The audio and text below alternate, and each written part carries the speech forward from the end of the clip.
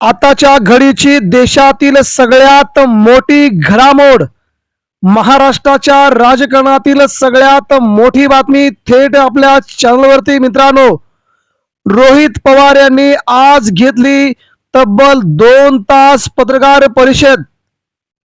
अजितदादांच्या अपघाताबाबत या तिघांवरती संशय. रोहित पवारांनी सांगितली थेट नावे. राज्याच्या राजकारणामध्ये उडाली खळबळ. अजितदादांचा अपघात नव्हे, 100% घातपात झाल्याची रोहित पवारांची सगळ्यात मोठी अपडेट. मित्रांनो, राज्याच्या राजकारणातून आलेल्या या अपडेटने संपूर्ण महाराष्ट्र धक्कादायकरित्या या प्रकरणाला नवीन वळण मिळालंय. रोहित पवारांनी गेल्या 13 दिवसापासून सांगितले होते की मी जेव्हा दादांचा 13वा असेल त्या दिवशी मी यावरती सविस्तर बोलेल. आणि आज यशवंतराव चव्हाण या ठिकाणी रोहित पवारांनी आपली पत्रकार परिषद घेतली आणि संपूर्ण महाराष्ट्राला दादांच्या घातपाताचा संपूर्णपणे उलगडा करून टाकलाय.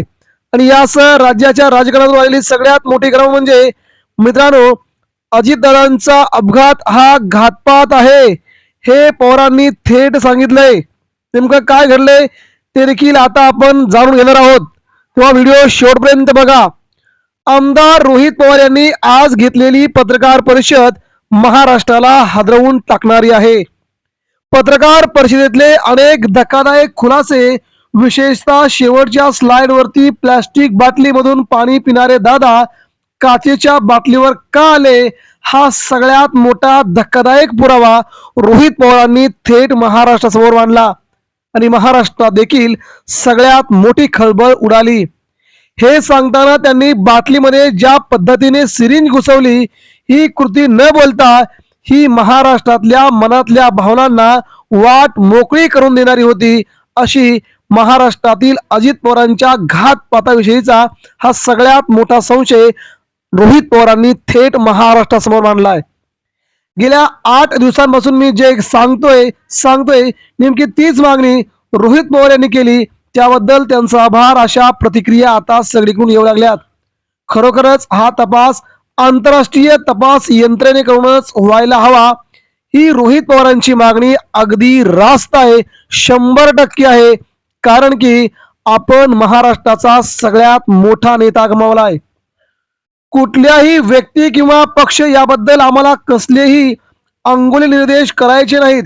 मात्र या मागणीच्या आड येत जर कोणी हा तपास थांबवण्याचा प्रयत्न करेल किंवा त्या अनुषंगाने एखादे वक्तव्य करेल तर मात्र त्याच्या हेतूवर निश्चितपणे महाराष्ट्राच्या मनात शंका उपस्थित होईल. अशा स्वरूपाची सगळ्यात मोठी खळबळ अजित पवारांच्या अपघातावरती रोहित पवार यांनी उडवून दिलेली आहे. रोहित पवारांना संशय आणि रोहित पवारांना वेगवेगळ्या प्रश्नांना उत्तर त्यांनी आता थेट मागितले आहेत. रोहित पवारांनी थेट या कंपनीला नव्हे तर सगळ्यांना जबाबदार ठरवलेलं आहे. रोहित पवारांच्या मनात नेमके काय प्रश्न होते, त्यांनी कुणाची नावं सांगितली, ते देखील आता आपण सविस्तरपणे मित्रांनो जाणून घेऊया. ही बातमी महाराष्ट्राला हादरवून टाकणारी आहे. नेमकं काय? रोहित पवार यांनी अजित पवार यांचा अपघात नसून घातपात असल्याची शंका उपस्थित केली आहे. तसेच या घातपातासाठी जबाबदार कोण असू शकतं यावरही रोहित पवार यांनी भाष्य केले. रोहित पवार यांनी ही 3 नावं सांगितलेली आहेत. अजित पवार यांचा बारामती विमानतळाजवळ झालेल्या विमान अपघातामध्ये मृत्यू झालाय. या अपघातावरती अनेकांनी शंका उपस्थित केली आहे. त्यानंतर आज आमदार रोहित पवार यांनी पत्रकार परिषद घेत या अपघातावरती भाष्य केलंय. रोहित पवार यांनी हा अपघात असून घातपात असल्याची शंका उपस्थित केली आहे. घातपातासाठी जबाबदार कोण असू शकतं यावर रोहित पवार यांनी भाष्य केलंय. रोहित पवारांनी थेट नावे घेतल्याने मात्र खळबळ उडाली आहे. याबाबत सविस्तर माहिती आता आपण जाणून घेऊया. रोहित पवार यांनी म्हटलंय की हा अपघात होता की घातपात होता असा प्रश्न तुम्ही केला. सर्वांची शंका आहे की हा घात आहे. आजच्या सादरीकरणावरून समजेल की मी प्रत्येक गोष्ट सांगितली, एक एक गोष्ट घडली, कशी घडली, कुणाचं विमान होतं, ती सर्व माहिती तुम्हाला दिली. कुणावर शंका घेतोय असं नाही, मी फक्त वस्तुस्थिती सांगितली.